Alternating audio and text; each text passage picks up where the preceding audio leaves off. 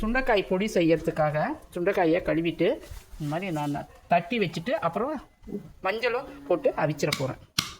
சுண்டைக்காய் பொடி வந்து நம்ம சாப்பாட்டுக்கு போட்டு பிசைஞ்சு சாப்பிட்டோம்னா அந்த வயிற்றில் இருக்கிற அந்த பூச்சிங்க இது எல்லாமே க்யூர் ஆகும்.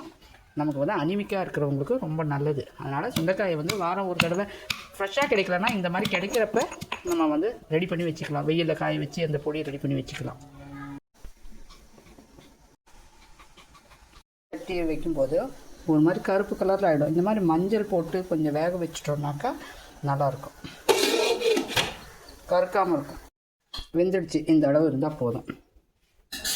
நல்ல வெயிலில் காய வச்சுக்கிட்டாக்கா சுண்டைக்காய் பொடி செய்யவும் உபயோகம் ஆகும்.